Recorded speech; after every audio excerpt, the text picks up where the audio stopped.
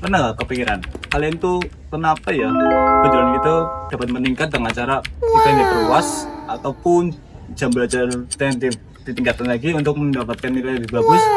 Nah, di video kali ini kita akan membahas regresi. Tapi tenang saja, itu bukan regresi yang bikin pusing di kepala kok.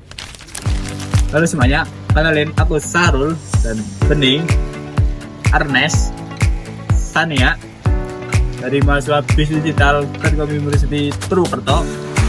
Nah, di video kali ini kita akan fokus membahas regresi linear berganda. Namun sebelum itu, kita akan membahas dulu tuh apa itu regresi linear dan regresi linear sederhana, regresi linear berganda. Jadi langsung apa itu regresi?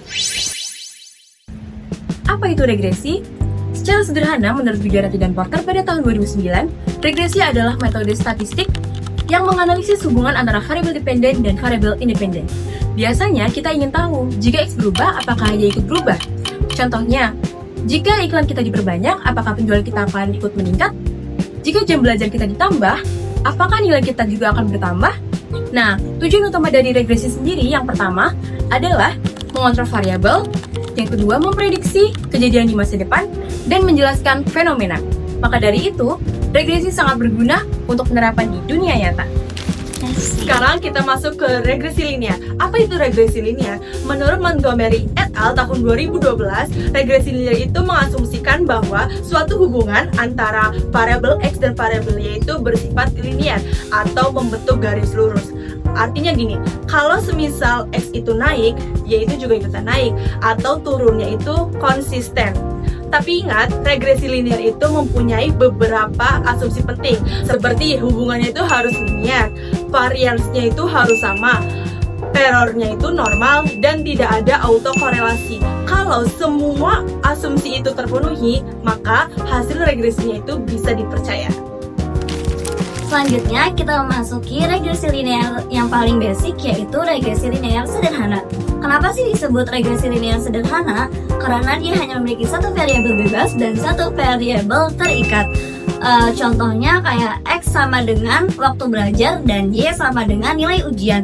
Biasanya ditulis dengan model Y sama dengan A tambah BX. A adalah nilai Y saat X sama dengan 0, dan B adalah menunjukkan seberapa besar pengaruh X dengan Y. Jika nilai B positif, maka nilai X dan Y searah, dan jika nilai B negatif, maka nilai X dan Y tidak searah. Terakhir, kita punya regresi linear berganda. Bedanya apa sih? Kalau regresi linear sederhana hanya memiliki satu variabel X, sedangkan regresi linear berganda memiliki lebih dari satu variabel X. Contohnya, pada penjualan akan dipengaruhi oleh harga, iklan, dan kualitas, di mana nanti semua variabel ini akan dianalisis dan dilihat pengaruhnya kepada variabel Y. Maka dari itu, regresi linear berganda sangat cocok di kehidupan nyata, karena pada kehidupan nyata jarang sekali ada masalah yang hanya disebabkan oleh satu faktor. Selanjutnya, kita akan menuju ke studi kasus regresi linear berganda. Oke, sebuah sekolah memiliki data yang dimana ingin mengetahui pengaruh tingkat kehadiran sebagai X1 dan IQ-nya sebagai X2 terhadap nilai UAS sebagai Y. Data yang dimiliki sekolah tersebut yaitu ada 10 siswa. Dengan pernyataan tersebut, maka tentukanlah persamaan regresinya berdasarkan data pada tabel 1 sebagai berikut. Buka SPSS, klik pada variable view, kolom 1 diisi dengan variabel dengan data, variabel diisi dengan tingkat kehadiran, tipenya numerik, widthnya 8 dan desimalnya 0, labelnya diisi dengan X1, dan measure-nya sebagai scale. Lalu kolom 2 variabelnya diisi dengan data, variabelnya dengan nama IQ, tipenya numerik, widthnya 8 dan desimalnya 0, labelnya sebagai X2, lalu measure-nya sebagai scale. Terakhir itu pada kolom 3 variabelnya diisi dengan data dengan nama nilai UAS. Tipenya numerik, widthnya 8 dan desibelnya 0, labelnya sebagai Y, dan measure-nya scale sama seperti kolom sebelumnya. Selanjutnya yaitu buka data view, salin data praktikum ke data view-nya.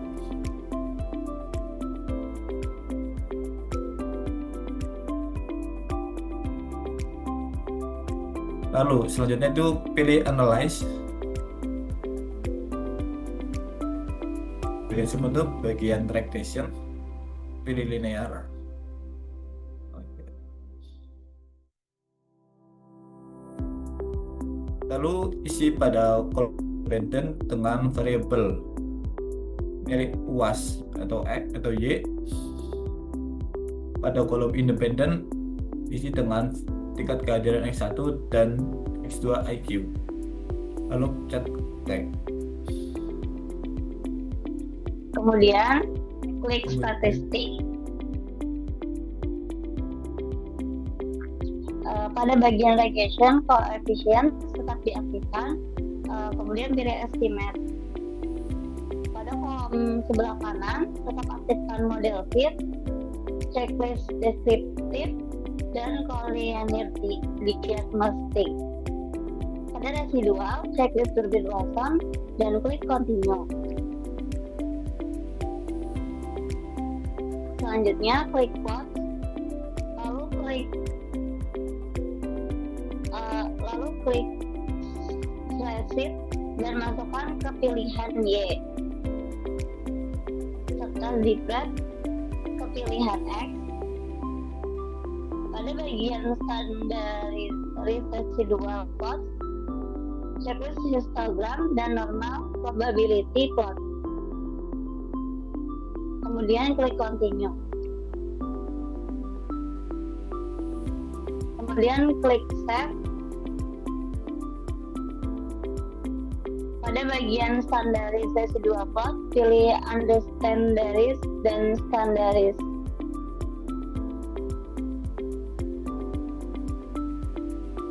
Kemudian klik continue.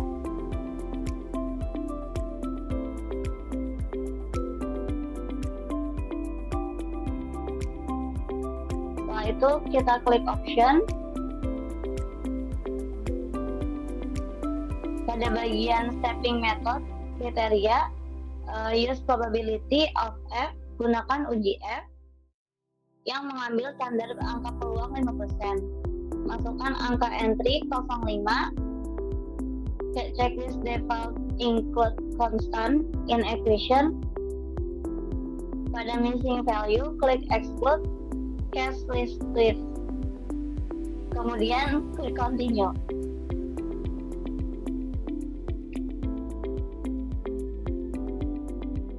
Kemudian kita masuk ke hasil output pada normal p-plot lewat regression standar residual.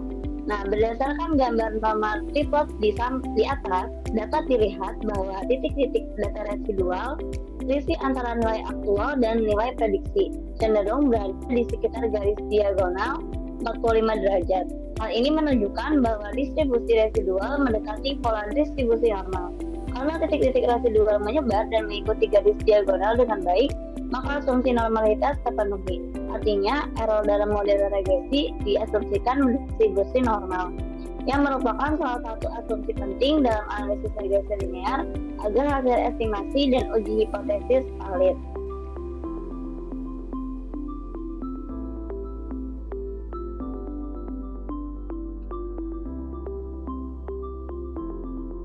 Oke, sekarang kita masuk ke output koefisiennya.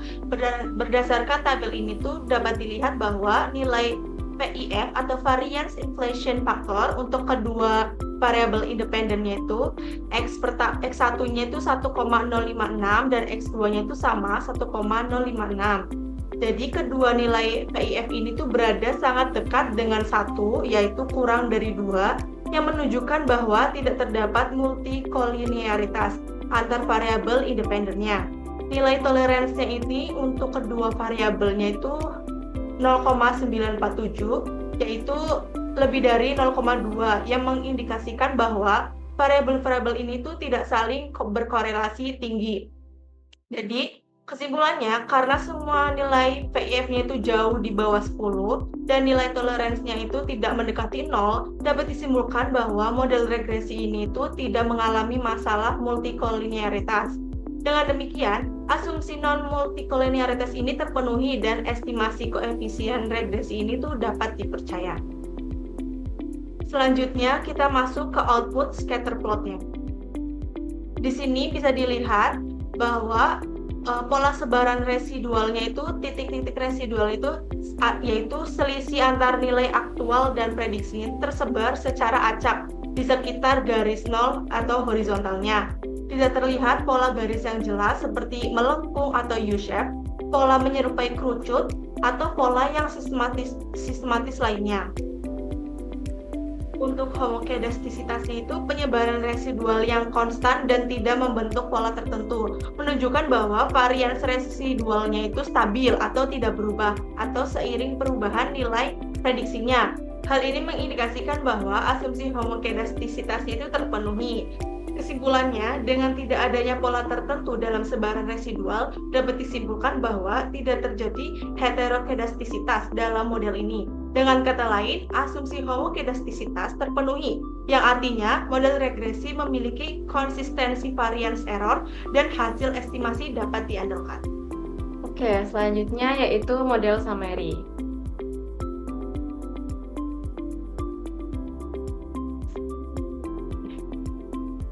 Berdasarkan tabel model summary ini, dapat dilihat bahwa nilai Durbin-Watson adalah 2,594. Interpretasinya, nilai Durbin-Watson atau D 2,584 dengan nilai kritisnya 5 untuk A sama dengan 5%, dengan N sama dengan jumlah sampel, dan K sama dengan jumlah variabel independen. Biasanya DL atau batas bawah dan DU batas atas dapat dilihat dari tabel Durbin-Watson. Jika nilai D mendekati 2, maka tidak ada autokorelasi. Keputusannya, jika D terletak antara DU dan 4 min DU, maka tidak ada autokorelasi. Kesimpulannya, dari model summary ini, karena nilai Durbin-Watson 2,594 lebih dari 4 min DU, dapat disimpulkan bahwa terdapat indikasi autokorelasi negatif dalam residual model. Selanjutnya yaitu ANOVA. Berdasarkan tabel ANOVA ini dapat dilihat bahwa nilai F hitung sama dengan 23,823 dengan signifikansi kurang dari 0,001 dengan hipotesisnya yang diuji H0 model regresi tidak signifikan atau semua koefisien variabel independen sama dengan 0, dan H1-nya model regresi signifikan atau setidaknya satu variabel independen berpengaruh terhadap Y. Kriteria pengambilan keputusannya jika signifikansi kurang atau p-value kurang dari sama dengan 0,05 maka H0 ditolak, dan jika signifikansi p-value lebih dari 0,05 maka H0 tidak ditolak. Hasil dari pengujian ini, nilai p-value atau kurang dari 0,001 lebih kecil dari tingkat kepercayaannya sama dengan 0,05. Dengan demikian H0 ditolak. Simpulannya, karena H0 ditolak, dapat disimpulkan bahwa model regresi berganda secara simultan signifikan dalam menjelaskan variabel dependen Y. Artinya, setidaknya ada satu variabel independen X1 atau X2 yang berpengaruh signifikan terhadap Y dengan tingkat kepercayaan 95%. Model yang diperoleh berarti secara keseluruhan dan layak digunakan untuk analisis lebih lanjut. Selanjutnya, berdasarkan output regresi berganda ini, terdapat analisis dan kesimpulan untuk pengaruh tingkat kehadiran atau X1 dan IQ X2 terhadap nilai UAS Y pada 10 siswa. Persamaan regresinya yaitu dari tabel koefisien diperoleh Y sama dengan 23.054 ditambah 0.737 atau X1 dikurangi 0.034 atau X2. Di mana Y sama dengan nilai UAS, X1 tingkat kehadiran, dan X2-nya IQ. Interpretasi koefisien regresi dengan konstanta 23054, jika X1 dan X2 sama dengan 0, nilai UAS diprediksi sebesar 23054 atau tidak signifikan dengan signifikansi 0,397. Koefisien X2 min 0,034, setiap kenaikan 1 poin IQ, nilai UAS turun 0,034 poin, namun tidak signifikan, yaitu 0,881. Kesimpulannya, F sama dengan 23.823 ya. Signifikansi 0,001 atau kurang dari 0,05. Modelnya secara keseluruhan layak dan R kuadrat sama dengan 0,872 atau 87,2%, yaitu variasi nilai UAS dapat dijelaskan oleh kehadiran dan IQ. Yang kedua, hanya kehadiran yang berpengaruh signifikan. Tingkat kehadiran memiliki pengaruh positif dan signifikan terhadap nilai UAS. IQ atau X2 tidak signifikan dalam model ini, mungkin karena korelasi rendah dengan Y dan kemungkinan masalah multikolinearitas terbatas. Asumsi regresi terpenuhi. Durbin-Watson mendekati 2, tidak ada autokorelasi yang serius, residualnya mendekati normal. Dengan melihat histogram dan p-plotnya, lalu tidak ada multikolinearitas yang serius. Sarannya, fokus pada peningkatan kehadiran siswa karena terbukti berpengaruh positif terhadap nilai UAS dan IQ tidak terbukti sebagai prediktor yang signifikan dalam sampel. Mungkin perlu pertimbangan faktor lain seperti motivasi, gaya belajar, atau kualitas pelajaran. Terima kasih telah menonton video ini. Aku Bening. Aku Sania. Aku Ernest. Sarul. Semoga video dari kami bermanfaat untuk kalian semua. Terima kasih. Bye-bye.